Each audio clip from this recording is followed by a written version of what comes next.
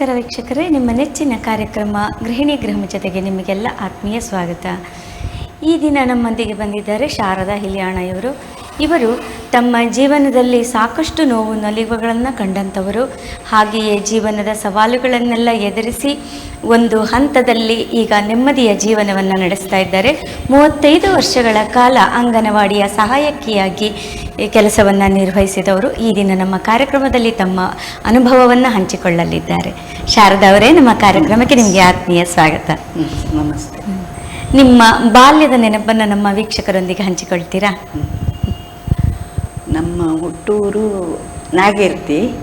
ಆಮೇಲೆ ನಾವು ಇದ್ದದ್ದು ಅನ್ಕಲ್ಜಿಡ್ಡೆಗೆ. ಕಡೆಗೆ ಅಪ್ಪ ಸತ್ತವರು. ನಾವಲ್ಲಿ ಸಾಗುಳಿ ತೋಟ ಎಲ್ಲ ಇದ್ದಿತ್ತು. ಅದನ್ನೆಲ್ಲ ಬಿಟ್ಟು ನಾವು ಬಂತು ನಮ್ಮ ಅಬ್ಬಿಯೊಟ್ಟಿಗೆ. ನಿಮ್ಮ ತಾಯಿ ಹೆಸರು? ತಾಯಿ ಹೆಸರು, ಅಪ್ಪನ ಹೆಸರು ಸಂಕ, ಅಬ್ಬಿ ಹೆಸರು ಇದು ಬೀಚು ಬೀಚು. ಮತ್ತೆ ನಾವು ಕಡೆ ಬಂದು ಅಲ್ಲಿ ಹೊಸಮನಿಗೆ ಬಂತು. ಹೊಸಮನಿ ಕೃಷ್ಣನ ಶಿರ್ತಿ ಮನೆಗೆ ಬಂದಲ್ಲಿ ಕೆಲಸ ಕೈ ಕಾಣ್ತು. ಕಡೆಗೆ ಅವರು ಎಂತ ಮಾಡ್ರು, ಅವ್ರ ಮಗ ಮದುವೆ ಆಗಿರ ಅವ್ರಜಿಗೆ. ನಿಮ್ಮ ಒಡ ಹುಟ್ಟಿದವರು ಎಷ್ಟು ಜನ? ಒಡ ಹುಟ್ಟಿದ ನಾವು ನನ್ನ ಕೂಡಿ 5 ಜನ. ಅವರು ನಾವು 5 ಜನ ಬಂತಲ್ಲಿಗೆ. ಬಂದು ಅಣ್ಣ, ಅಕ್ಕ, ಮತ್ತೆ ತಂಗಿ, ತಮ್ಮ, ನಾನು 5 ಜನ ನಾವು. ನೀವು ಬೇರೆಯವ್ರ ಮನೆಗೆ ಬಂದ್ರಿ ತಂದೆ ಕಾಲವಾದ ನಂತರ? ಬಂತು. ಅಲ್ಲ, ಜೀವನ ಹೌದೌದು. ನಿಮ್ಮ ತಾಯಿಯ ಮೇಲೆ ಎಲ್ಲ ಜವಾಬ್ದಾರಿ ಕೂಡ ಬಿದ್ದು ಸ್ವಲ್ಪ ಸಮಯದಾಗಿ ತಾಯಿ ಸತ್ತವರು. ಆಗ ನಿಮ್ಗೆ ಎಷ್ಟು ವರ್ಷ ವಯಸ್ಸು? ತಾಯಿ ಸುತ್ತ ಹೊಪ್ಪತಿ ನನ್ಗೆ 6 ವರ್ಷ. ಬೇಗ ಬೇಗ ಮಕ್ಕಳು ಹುಟ್ಟದ. ನಿಮ್ಮ ಜವಾಬ್ದಾರಿಯನ್ನೆಲ್ಲ ಯಾರು ತಕೊಂಡ್ರು? ಜವಾಬ್ದಾರಿ ಎಲ್ಲ ಕಡೆಗೆ ನನ್ನ ಕಷ್ಟ ಶೆಟ್ಟಿ ಎಂಬಾರ ಅವ್ರ ಮಗನ ಸೊಸೆಯೊಟ್ಟಿಗೆ ಬಿಟ್ರು ನನ್ನ ಸಣ್ಣೊಳ್ಳೆ. ಅವರು ತುಂಬಾ 6 ವರ್ಷ ವಯಸ್ಸಿನ ತುಂಬಾ ಒಳ್ಳೆ ರೀತಿಯಾಗಿ ಕಂಡ್ರು. ಅವ್ರ ಮಗಳಂತೆ ಕಂಡ್ರು. ಆಗಲಿಕ್ಕೆ ಅವ್ರ ಮಗಳು ಹುಟ್ಟಲ್ಲ, ನನ್ಗೆ ಮಗಳಾಯ್ತು ಹೇಳಿ ಕಂಡ್ರು. ಅವ್ರ ಅಮ್ಮನ ಹತ್ರ ಎಲ್ಲ ಹೇಳ್ರು. ಅಮ್ಮ ಮತ್ತೆ ಅವರು ಎಲ್ಲ ಚಂದ ಕಂಡ್ರು. ಅವ್ರಮ್ಮ ಮಂಜಿ ಶೆಟ್ಟಿ ಹೇಳಿ ಗಟ್ಟಿ ಈ ಸಾರ್ ಬಗ್ಗೆ ಅವ್ರು ಚಂದ ಕಂಡ್ರು ನನ್ನ. ಅವರು ಮತ್ತೆ ಅವರು ತಂಗಿ ತಿಕ್ಕಳು ಎಲ್ಲ ಹಾಗೆ ಒಳ್ಳೆ ರೀತಿಯಾಗಿ ಕಂಡ್ರು. ಲಲಿತ್ ಶೆಟ್ಟಿ ಆಗಿ. ಅಲ್ಲಿ ನಿಮ್ ತಂದೆ ಮನೆಯಲ್ಲಿ ಕೃಷಿ ಜಮೀನೆಲ್ಲ ಇತ್ತಂತ ಹೇಳಿದ್ರಲ್ಲ? ಹೌದು, ಇತ್ತು. ಅದನ್ನೆಂತ ಮಾಡಿದ್ರಿ? ಅದೆಲ್ಲ ಬಿಡ್ತು. ಅದಂದ್ರೆ ನಾವಂದ್ರೆ ಇದ್ರಂಗೆ ಇದ್ದದಲ್ಲ ಆಗಳಿಕೆ. ಟಿಕ್ಲೇಶನ್ ಭೂಮಿ ಬಪ್ಪು ನಮ್ಮನ್ನ ಬೆರ್ಸರು. ಹಾಗೆ ಆಗ ನಾವು ಬಂತು ಸೀದಾ. ಮತ್ತದನ್ನೆಲ್ಲ ಕಾತಿಲ್ಲಲ್ಲ ಅಂದ್ರೆ ತುಂಬಾ ಸಾಗೊಳ್ಳಿ ಇದೆಲ್ಲ ಜಮೀನು ತುಂಬಾ ಇದ್ದಿತ್ತು. ಮಾಡ್ಕೊಂಡಿದ್ರಿ ನೀವು? ತಂದೆ ನಂತರ ನಿಮ್ಗೆ ಅದನ್ನ ಡಿಕ್ಲರೇಷನ್ ಕೊಡ್ಲಿಕ್ಕೂ ಸಾಧ್ಯ ಆಗ್ಲಿಲ್ಲ. ಆಮೇಲೆ ಅದನ್ನ ಸಾಗುವಳಿ ಮಾಡ್ಲಿಕ್ಕೆ ಸಾಧ್ಯ ಅವ್ರು ಕೊಡ್ಲೂ ಇಲ್ಲ. ಅವ್ರಂದ್ರೆ ನಾವು ಹಾರೆ ಅಡ್ಡಿಲ್ಲ ಮನಸ್ಸು ಬಂತು ಅವರಿಗೆ, ಯಾರಿಗೆ ಅದನಿಗಳಿಗೆ. ನಾವು ಅದ್ರಾಗಿದ್ದು ತುಂಬಾ ಇದೆಲ್ಲ ಮಾಡ್ತಿತ್ತಲ್ಲ, ಡಿಕ್ಲೇಷನ್ ಭೂಮಿ ಮತ್ತು ನೀವು ಹೇಳಿ ಅಂದ್ರು. ನೀವು ಆಮೇಲೆ ಈಚೆ ಬಂದ್ರಿ. ತಾಯಿ ನಂತರ ಮತ್ತೆ ನಿಮ್ಗೆ ಜೀವನ ಪುನಃ ಮತ್ತೆ ನಿಮ್ಗೆ ನಿಮ್ಮ ಜವಾಬ್ದಾರಿಯನ್ನ ತಗೊಳ್ಳಿಕ್ಕೆ ಯಾರು ತಗೊಂಡ್ರು? ಯಾರು? ನಿಮ್ಮ ತಾಯಿಯ ನಂತರ? ತಾಯಿ ನಂತರ ಅದೇ ಅವರು ಕೃಷ್ಣ ಅದು ಬಂತ. ಅಕ್ಕ ಅಣ್ಣ ಏನ್ ಮಾಡಿದ್ರು? ಅಕ್ಕ ಅಣ್ಣ ಅಲ್ಲೇ ಇದ್ದೀರು, ಕೃಷ್ಣನ್ ಅವ್ರ ಜೊತೆಲೇ ಇದ್ರು. ಕಡೆಗೆ ಅಣ್ಣಂಗೆ ಉಗ್ರಾಣಿ ಕೆಲಸ ಸಿಕ್ತು. ಮತ್ತೆ ಅವ್ರು ಸ್ವಲ್ಪ ಕಲ್ತಿರು, ನಮ್ಮ ಅಪ್ಪ ಅಬ್ಬಿ ಕಲ್ಸಿರು ಸ್ವಲ್ಪ. ನಾ ಸಣ್ಣಳಲ್ಲ. ಕಡೆಗೆ ತಮ್ಮ ಸಣ್ಣನು ನಮ್ಮ ಎದಿ ಮೇಲೆ, ನನ್ನ ಅಮ್ಮನ ಎದಿ ಮೇಲೆ ಕೂತ್ಕೊಂಡು ಹೊಸಮನೆಯಲ್ಲೇ ಜೀವ ಬಿಟ್ಟದ್ದು. ಆ ಮಗು ಸಣ್ಣದು. ಕಡೆ ಅದನ್ನು ಅವರೇ ಕಂಡ್ರಲ್ಲ, ಅಕ್ಕ ಅಣ್ಣ ಚಂದ ಕಂಡ್ರಲ್ಲ. ಅಂದ್ರೆ ಚಿಕ್ಕ ವಯಸ್ಸಿನಲ್ಲೇ ನೀವು ಒಂಥರ ಭಯದಲ್ಲೇ ಬದುಕಿದ ಹಾಗೆ. ಅಂದ್ರೆ ನಾವು ಹೇಗೆ ಬದುಕುದು, ನಮ್ಮ ಜವಾಬ್ದಾರಿ ಯಾರು ತಗೊಳ್ತಾರೆ? ಜವಾಬ್ದಾರಿ ಇಲ್ಲಲ್ಲ, ಯಾರು ಇಲ್ಲ ಅಂತ ಒಂದು ಅನಾಥ ಪ್ರಜ್ಞೆ ಅಲ್ವಾ? ಛೇ. ಆ ನಂತರ ತಂಗಿ ಕಡೆಗೆ ತಂಗಿಯು ಒಲ್ಲು ಸೂಡ್ರು, ನಾವೀಗ ಜಾಗ ತಕೊಂಡಿದ್ದಲ್ಲ, ಅವ್ರ ತಂಗಿ ಒಟ್ಟಿ ಸ್ವಲ್ಪ ಸಮಯ ಇದ್ದಿದ್ದಾಳೆ.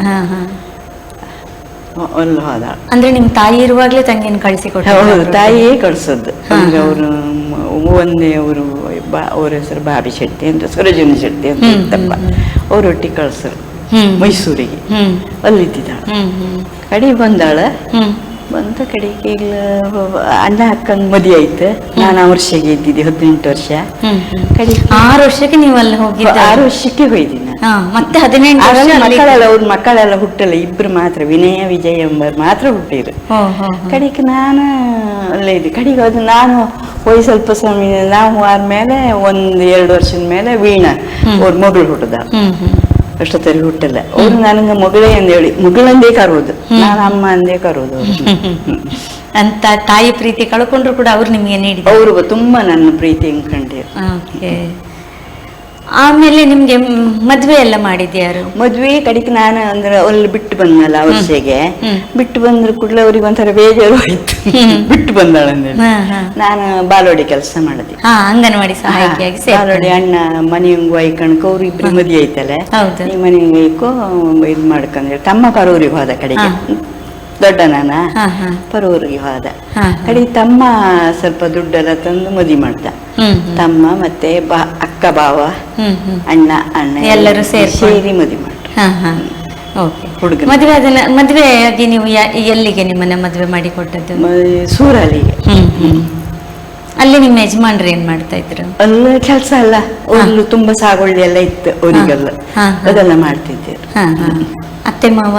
ಅತ್ತೆ ಮಾವನು ಇದ್ರು. ಮತ್ತೆ ನಿಮ್ಮ ಗಂಡನ ಒಡ ಹುಟ್ಟಿದವರು? 3 ಗಂಡು. ಅವರು ಕೆಲಸ ಎಲ್ಲ ಎಲ್ಲ ಇದ್ ಮಾಡ್ತಿದ್ದೀರು. ಒಳ್ಳೆ ಎಲ್ಲ ಒಂದು ಹೆಣ್ಣವರು ಗುಲಾಬಿ ಅಂತ ಹೇಳಿ. ನೀವೀಗ ಮದ್ವೆಗಿಂತ ಮುಂಚೆನೆ ಅಂಗನವಾಡಿ ಕೆಲಸಕ್ಕೆ ಸೇರ್ಕೊಂಡಿದ್ದು? ಹೌದೌದು. ಮದುವೆ ಆದ ನಂತರವೂ ಕೂಡ ನೀವು ಅದನ್ನ ಕಂಟಿನ್ಯೂ ಮಾಡಿದ್ರಿ?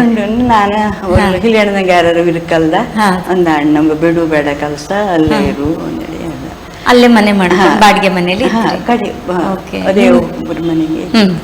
ಮಕ್ಕಳು? ಕಡೆಗೆ ಮದುವೆಯಾಗಿ ಮಕ್ಕಳ ಹುಟ್ಟುದು ಅಲ್ಲ, ಮಕ್ಕಳು ಹುಟ್ಟಿ. ನಿಮ್ಗೆ ಎಷ್ಟು ಜನ ಮಕ್ಕಳು? ಇಬ್ರು ಹುಡುಗಿಯರು. ಅವ್ರನ್ನ ಕಲಿಸ್ದೆ. ಅಂದ್ರೆ ನನ್ನ ಗಂಡ ಬೋಟಿಗೆ ಹೋರ, ಇವ್ರು ನನ್ನ ಗಂಡನ ತಂಗಿ ಬೋಟ್ ಎಲ್ಲ ಮಾಡಿರ, ಬೋಟಿಗೆ ಕರ್ಕೋರ. ಬೋಟಲ್ಲಿ ಏನ್ ಮಾಡ್ತಾ ಇದ್ರು ಅವರಲ್ಲಿ? ಅವರು ಕೆಲಸ ಅಡ್ಗಿ ಕೆಲಸ ಮಾಡದ್ದಮ್ಮ. ಒಂದು 20-22 ಜನ ಇದ್ರಲ್ಲ, ಅಡ್ಗಿ ಊಟ ಎಲ್ಲ ಮಾಡಿ ಕೊಡುವುದು. ಅದ್ರಂಗೆ ಬೋಟ್ ಅಂದ್ರೆ ಮನೆ ಕಣಂಗೆ ಇರುತ್ತೆ, ಅದ್ರಂಗೆ ಅಡ್ಗಿ ಎಲ್ಲ ಮಾಡಿ ಕೊಡುದು. ಎಷ್ಟು ಸಂಬಳ ಕೊಟ್ಟಾವ ತಂಗಿ. ದೊಡ್ಡ ಮಗಳ ಹೆಸರು? ದೊಡ್ಡ ಮಗಳ ಹೆಸರು ಸರೋಜ, ಸಣ್ಣ ಮಗಳ ಹೆಸರು ಅಶ್ವಿನಿ. ಅವ್ರಿಗೆ ಮದ್ವೆ ಎಜುಕೇಶನ್ ಕೊಟ್ಟು? ಎಜುಕೇಶನ್ ಕೊಟ್ಟಿದ್ದಿ. ಸೆಕೆಂಡ್ PUC ಕೊಟ್ಟಿದ್ದಿ ಇಬ್ಬರಿಗೂ. ಸೆಕೆಂಡ್ PUC ಕೊಟ್ಟು ಕಡೆಗೆ ಮದುವೆಗೆ ಇದು ಮಾಡುದು. ಮದುವೆ ಆಯ್ತು ಕೆಲಸ. ಮೊಮ್ಮಕ್ಕಳ ಇಬ್ರು, ಅವಳಿಗೆ ಸರೋಜಂಗೆ ಇಬ್ರು ಮೊಮ್ಮಕ್ಕಳ. ಸರೋಜನ್ ಗಂಡನ ಹೆಸರು ಶ್ರೀಪತಿ, ಅವಳು ಶ್ರೀವತ್ಸ ಅವಳ ಮಗನ ಹೆಸರು. ಅವಳ ಮಗಳ ಹೆಸರು ಆಶ್ರಿಯ. ಮದುವೆ ಆಯ್ತು. ಕಡೆಗೆ ಸಣ್ಣ ಮಗಳಿಗೂ ಮದುವೆ ಮಾಡಿದ್ವಿ. ಮದುವೆ ಮಾಡಿ ಈಗ ಹುಬ್ಬಳ್ಳಿಗೆ ಅವನಿಗೆ ಅಂತ ಕೆಲಸ ಇದು ಎಂತ ಹೋಯ್ದ ಕೆಲಸದಾಗ ಅಲ್ಲಿಗೆ ಕರ್ಕೊಯ್ದ ಹೆಂಡತಿನ. ಇವಳು ನನ್ನೊಟ್ಟಿಗೆ ಇಲ್ಲ ಇಂಗ್ಲಿಷ್ ಮೀಡಿಯಂ ಶಾಲೆಗೆ ಹೋಗ್ತಾ ಇದ್ದಾಳೆ. ಅಶ್ವಿನಿ ಯಜಮಾನ್ರ ಹೆಸರೇನು? ಹೆಸರ ಅವ್ರ ಹೆಸರು ಇದು ಎಂತ ಅಂದ್ರೆ ಶೇಖರ.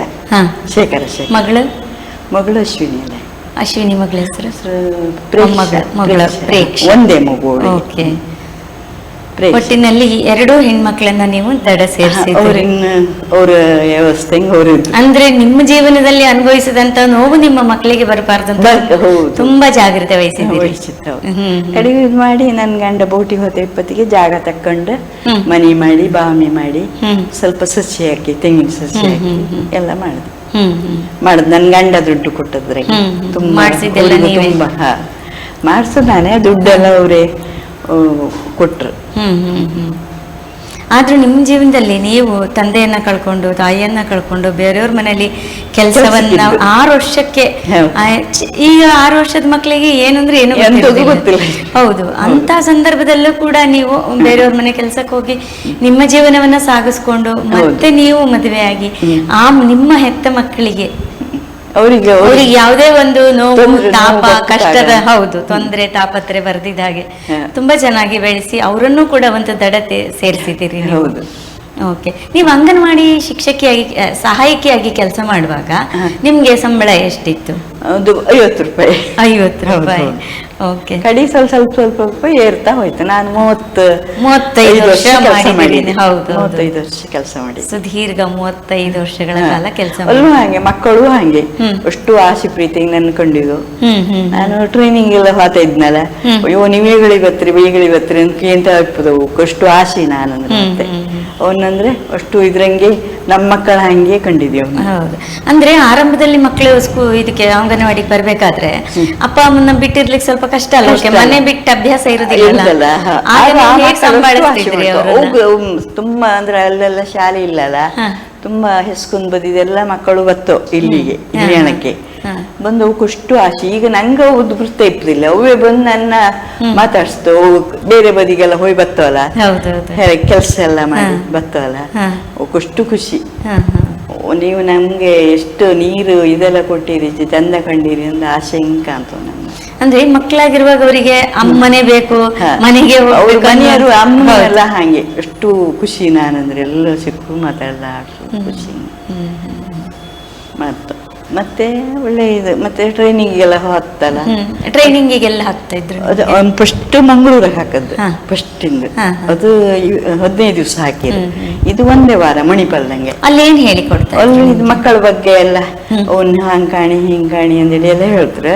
ಮತ್ತೆ ಆಸ್ಪತ್ರೆಗೆಲ್ಲ ಕರ್ಕೋಗಿ ಹೆರ್ಗಿ ಬಗ್ಗೆ ಎಲ್ಲ, ಅದು ಮಕ್ಕಳು ಹೊರುವುದು ಹೆಂಗೆ ಅದನ್ನೆಲ್ಲ ತೋರಿಸ್ತಾರೆ, ಅದೆಲ್ಲ ಮಾಡ್ತಾರೆ. ಮತ್ತೆ ಮಕ್ಕಳು ಇದ್ರಂಗೆಲ್ಲ ಇರ್ತಲ್ಲ ಎಂತದು ತುಂಬಾ ಇದ್ರಂಗೆಲ್ಲ, ಬೇರೆ ಮಕ್ಕಳು ಈ ದೊಡ್ಡವರೆಲ್ಲ ಮಕ್ಕಳನ್ನ ತೆಗ್ದು ಇದಕ್ಕೆ ಹಾಕ್ತಾರಲ್ಲ, ಅಂದ್ರೆ ಕೆಲವು 2 ಗಂಟೆ ಹೆಂಡತಿ ಕೆಲ್ಸದಾಗಿರ್ತಾರಲ್ಲ, ಅವ್ರ ಮಕ್ಕಳನ್ನ ತೆಗೆದು ಬೇರೆ ಇದಕ್ಕೆ ಹಾಕ್ತಾರೆ. ಬೋರ್ಡಿಂಗ್ ಸ್ಕೂಲು ಅಲ್ಲೆಲ್ಲ ಹೌದು ಎಲ್ಲ ಕಾಂಬಕ್ಕೆ ಎಲ್ಲ ಹೇಳ್ತಾರೆ, ತೋರಿಸ್ತಾರಲ್ಲ, ಅದಕ್ಕೆ ಕರ್ಕೊ ಹೋಗ್ತಾರೆಲ್ಲ ಬದಿಗೂ ಕರ್ಕೊ ಹೋಗ್ತಾರೆ.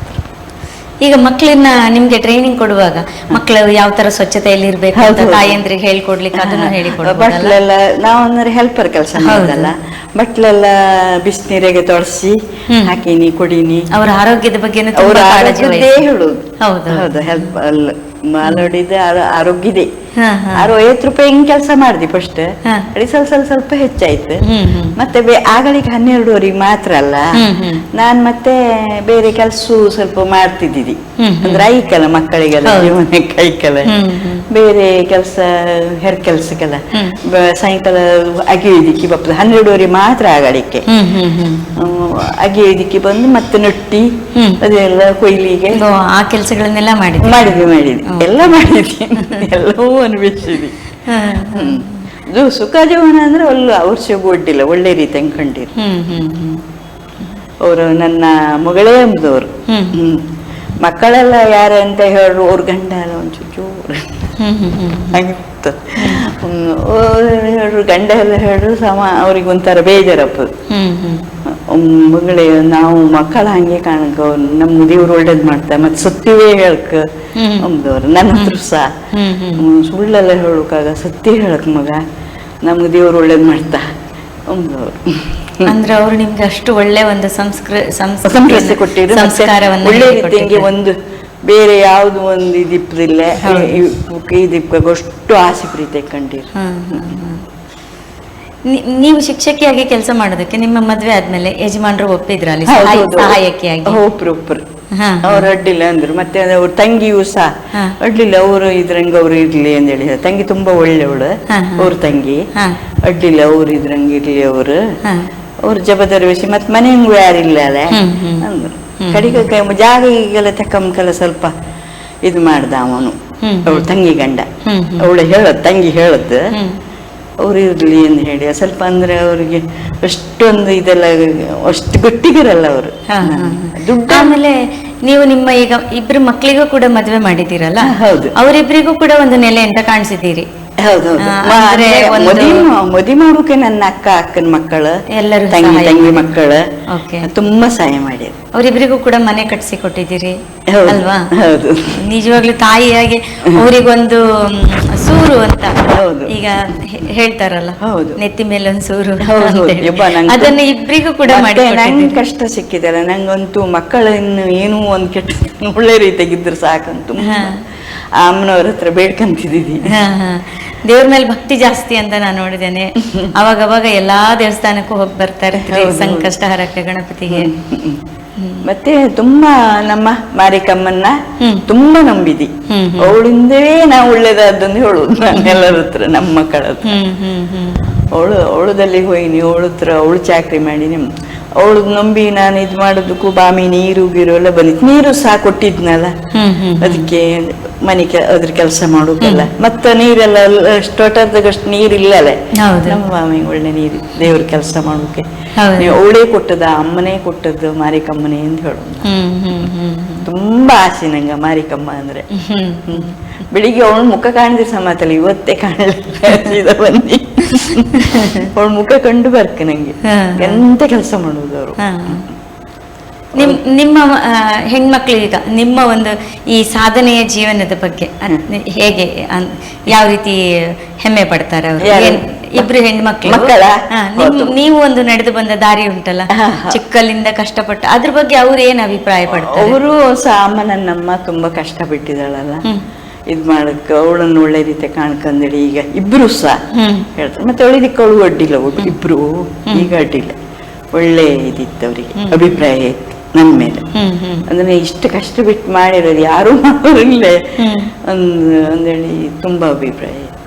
ಈಗ ಮೊಮ್ಮಗ ಕೂಡ ದೊಡ್ಡ ಮೊಮ್ಮಗನು ಸಹ ಹಂಗೆ. ಅಜ್ಜಿ ಅಂದ್ರೆ ಯಾರು ಮಾತಾಡೋಕಾಗ, ಅಪ್ಪ ಇಲ್ಲಿ ಯಾರು ಅಪ್ಪ ನಂಗಂದ್ರೆ 2 ಹುಡುಗಿಯರಲ್ಲ, ಮೊಮ್ಮಗ ಅಲ್ಲ. ನಾನು ಅಮ್ಮ ಅಜ್ಜಿ ಬೇಡ್ಕೊಂಡದಕ್ಕೂ ಅಮ್ಮ ನನ್ನ ಮೊಮ್ಮಗ ಹುಟ್ಟದಂತಿ ನಾನು. ಅದಕ್ಕೆ ಎಲ್ಲರೂ ಹೇಳುದು ಹಂಗೆ, ಹೆಣ್ಣಿಲ್ಲಲ್ಲ ಮೊಮ್ಮಗ ಹುಟ್ಟದಕ್ಕೆ ಹಿಂಗಾದ. ತುಂಬಾ ಕಷ್ಟ ಜೀವದಲ್ಲಿ ಕಣ್ಣಿನಲ್ಲ, ತುಂಬಾ ಇದಿತ್ತು. ಅವನಿಗೂ ಆಸೆ, ತುಂಬಾ ಆಸೆ ಮೊಮ್ಮಗನ. ಈಗ ಮೊಮ್ಮಕ್ಕಳೆಲ್ಲ ಒಳ್ಳೆ ರೀತಿಯಲ್ಲಿ ವಿದ್ಯೆ ಕಲಿತಾ ಇದ್ದಾರೆ. ಈ ವಿದ್ಯೆ ಕಲಿತೀವಿ, ನಿಮ್ಗೆ ಅದು ನೋಡಿ ತುಂಬಾ ಖುಷಿ ಆಯ್ತು. ನಾನಂತೂ ಕಲಿಲ್ಲ, 3 ತಿಂಗಳು ಇದು ಮಾಡಿ ನಾನು ಕೆಲ್ಸಕ್ಕೆ ಹೋಗಿ. ನಾನು ಅದು ತುಂಬಾ ಮಕ್ಕಳ ಮೇಲೆ ತುಂಬಾ ಆಸೆ. ಅವಳಿಗಳು ಹಾಗೆ ತುಂಬಾ ಆಸೆ ಪ್ರೀತಿ ಮಾಡ್ತಾರೆ ಇಬ್ರು. ಈಗ ಎಲ್ಲ ಇದು ಮಾಡೋದು ದೇವ್ರ ಮೇಲೆ ಎಲ್ಲ ದೇವ್ರ ಮೇಲೆ ಭಾರ ಹಾಕಿ ಎಲ್ಲ ಇದ್ದದ್ದು ಅಷ್ಟೇ, ಮತ್ತೆಂತ ಇಲ್ಲ. ಅವರು ಹೇಳುದು, ನಾನು ಅವ್ರ ಶೈಲ ಕೆಲಸಕ್ಕಿದ್ದಾರೆ, ದೇವರು ನಂಬಿಯರು ನೀನು ಹಾಳಾಗ್ತಾಳೆ ಯಾರ ಅವ್ರ ಶೈಲಲ್ಲಿ ಸಿಗ್ತಾರೆ. ಅಂದ್ರೆ ನೀವು ಜೀವನದಲ್ಲಿ ಪ್ರತಿ ಒಂದು ಹೆಜ್ಜೆಗೂ ದೇವ್ರನ್ನೇ ನೆನ್ಸಿದ್ದದ್ದು, ಮತ್ತೆಂತ ಇಲ್ಲಲ್ಲ. ಅಂದ್ರೆ ನೀವು ಜೀವನದಲ್ಲಿ ಈಗ ಒಂದು ನೆಮ್ಮದಿಯ ಜೀವನ, ನೆಮ್ಮದಿ. ಈಗ ಯಾವುದೇ ಒಂದು ಜವಾಬ್ದಾರಿ ಇಲ್ಲ, ಈಗ ಯಾವ ಎಲ್ಲ ಜವಾಬ್ದಾರಿ ಎಲ್ಲ ಮಕ್ಕಳೇ ಮಕ್ಕಂತರು ಅವರೇ ಇದು ಮಾಡ್ತಾರೆ. ಈಗ ನೀವು ನಮ್ಮ ಕಾರ್ಯಕ್ರಮ ನೋಡುವ ಒಂದು ಗೃಹಿಣಿಯರಿಗೆ ಏನು ಹೇಳ್ತೀರಿ? ಅಂದ್ರೆ ನಮ್ಮ ಕಾರ್ಯಕ್ರಮವನ್ನ ನೋಡ್ತಾರಲ್ಲ ಮಹಿಳೆಯರು, ಅವ್ರಿಗೆ ಏನ್ ಹೇಳಕ್ ಇಷ್ಟಪಡ್ತೀರಿ? ಹೆಣ್ಣು ಯಾವ ರೀತಿಲಿ ಕಷ್ಟಕ್ಕೊಳಗಾದಾಗ ಅದರಿಂದ ಹೊರಗೆ ಬರೋದು, ನಿಮ್ಮ ಒಂದು ಉದಾಹರಣೆ ಕೊಟ್ಕೊಂಡು ಹೇಳೋದಾದ್ರೆ? ಹೆಣ್ಣು ಒಳ್ಳೆ ರೀತಿಗೆ ಅಲ್ಲ ಇದಕ್ಕೆ ಒಳ್ಳೆ ರೀತಿಯಾಗಿದ್ದು ಒಂದು ಜೀವನ ನಡೆಸಿ, ಅದೊಂದು ಒಳ್ಳೆ ಮರ್ಯಾದೆಗೆಲ್ಲ ಇದ್ದು ಜೀವನ ನಡೆಸಿ ಒಳ್ಳೆ ರೀತಿಯಾಗಿದ್ರೆ ಅದೇ ಒಂದು ಖುಷಿ ಅಲ್ಲ. ಧೈರ್ಯ ಗೆಡಬಾರ್ದು, ಧೈರ್ಯ ಗೆಡುವಾಗ ಅಂದ್ರೆ ಎಲ್ಲ ಏನೇ ಸಮಸ್ಯೆ ಬಂದ್ರು ಕೂಡ ಸಮಾಧಾನದಲ್ಲಿ ಯೋಚನೆ ಮಾಡಿ ಮುಂದುವರಿಬೇಕು. ನೀವೇನ್ ಮಾಡಿದ್ರಿ? ಪೂರ ಭಗವಂತನ ಮೇಲೆ ಭಾರ, ದೇವ್ರ ಮೇಲೆ ಭಾರ. ಹಾಗಾಗಿ ನಿಮ್ಗೆ ಅದ್ರ ತಾಪ ಅಷ್ಟು ತಟ್ಲಿಲ್ಲ. ದೇವರಿದ್ದಾರೆ ಅಂತ ಧೈರ್ಯ, ದೇವರಿದ್ದ ನಾನು ತುಂಬಾ. ಮತ್ತೆ ನಮ್ಮ ದೇವರು ಜಟ್ಟಿಗ ಮತ್ತೆ ಮಂತ್ರಗಣ ಅದೆಲ್ಲ ಈ ವರ್ಷ ಎಲ್ಲ ಕರೆಕ್ಟ್ ಮಾಡಿದ್ದೆ, ಅದನ್ನು ನಂಬಿದ್ವಿ. ಅದು ತುಂಬಾ ಸಹಾಯ ಕೊಡುತ್ತೆ ಹೆಚ್ಚು. ಮತ್ತೆ ಮಾರಿಕಮ್ಮ ನಾನು ನಂಬುದೇ ಜಾಸ್ತಿ, ಗ್ರಾಮ ದೇವತೆ. ಅದು ನಮ್ಮ ಗ್ರಾಮ ದೇವತೆ ಅಲ್ಲ, ಅದನ್ನೇ ಜಾಸ್ತಿ ನಂಬುದು. ಹೇಳುದು ಜಾಸ್ತಿ, ಹೇಳುದೇ ಅದನ್ನೇ. ಅಮ್ಮ ನೀನು ಉಳಿಸು ತೆಗಿ ಹೇಳಿ ಹೇಳುದು ಕೈ ಮುಕ್ಕೊಂಡು. ಅಷ್ಟು ಒಂದು ಭಕ್ತಿ. ಓಕೆ ಶಾರದಾ ಅವರೇ, ನೀವು ಇಲ್ಲಿವರೆಗೆ ಬಂದು ನಮ್ಮ ಈ ಕಾರ್ಯಕ್ರಮದಲ್ಲಿ ಭಾಗವಹಿಸಿ ನಿಮ್ಮ ಒಂದು ಜೀವನದ ಒಂದು ಸಾಧನಾಗತೆ ಹೆಚ್ಚು ನಾನು ಕೇಳಲಿಕ್ಕೆ ಹೋಗ್ಲಿಲ್ಲ ತುಂಬಾ ಡೀಪ್ ಆಗಿ. ಯಾಕಂತ ಹೇಳಿದ್ರೆ ಕೇಳಿದ್ರೆ ಮತ್ತೆ ನಿಮ್ಗೆ ದುಃಖ ಆಗ್ಬೋದು, ಹಳೆ ನೆನಪುಗಳೆಲ್ಲ ಮರುಕಳಿಸ್ಬೋದು ಅಂತೇಳಿ ನಾನು ಸ್ವಲ್ಪನೇ ಕೇಳ್ಕೊಂಡು ಹೋದೆ. ನಿಮ್ಮ ಅನುಭವನ ನಮ್ಮ ವೀಕ್ಷಕರೊಂದಿಗೆ ಹಂಚಿಕೊಂಡಿದ್ದಕ್ಕಾಗಿ ನಿಮಗೆ ತುಂಬ ಹೃದಯದ ಧನ್ಯವಾದಗಳು. ನೋಡಿದ್ರಲ್ಲ ವೀಕ್ಷಕರೇ, ಈ ಶಾರದಾ ಅವರು 6 ವಯಸ್ಸಿಗೇನೆ ಬೇರೆಯವ್ರ ಮನೆಗೆ ಕೆಲಸ ಮಾಡಿಕೊಂಡು ಅಲ್ಲಿ ತಮ್ಮ ಜೀವನವನ್ನು ಆರಂಭ ಮಾಡಿಕೊಂಡು ನೋವು ನಲಿವನ್ನುಂಟು ಅನೇಕ ಏಳು ಬೀಳುಗಳನ್ನು ಕಂಡು ಮದುವೆ ಆದ ನಂತರವೂ ಕೂಡ 2 ಮಕ್ಕಳಿಗೆ ವಿದ್ಯೆಯನ್ನು ಕಲಿಸಿ ಅವರಿಗೆ ಮದುವೆ ಮಾಡಿ ಅವರಿಗೊಂದು ಸೂರನ್ನು ನಿರ್ಮಿಸಿಕೊಟ್ಟಂಥ ದಿಟ್ಟ ಮಹಿಳೆ. ಯಾವುದೇ ಪ್ರತಿಫಲಾಪೇಕ್ಷೆ ಸಮಾಜದಿಂದ ಅವರು ಪಡೀಲಿಲ್ಲ, ಬಯಸಲೂ ಇಲ್ಲ. ಅಂಥ ಒಂದು ದಿಟ್ಟ ಮಹಿಳೆ ಈ ದಿವಸ ನಮ್ಮ ಕಾರ್ಯಕ್ರಮದಲ್ಲಿ ತಮ್ಮ ಅನಿಸಿಕೆಗಳನ್ನು ಹಂಚಿಕೊಂಡಿದ್ದಾರೆ. ವೀಕ್ಷಕರೇ, ಇಂದಿನ ಕಾರ್ಯಕ್ರಮವನ್ನು ಇಲ್ಲಿಗೆ ಮುಗಿಸುತ್ತಿದ್ದೇವೆ. ಮತ್ತೆ ಮುಂದಿನ ಎಪಿಸೋಡಲ್ಲಿ ನಿಮ್ಮನ್ನು ಭೇಟಿಯಾಗಲಿದ್ದೇವೆ. ನಮಸ್ಕಾರ.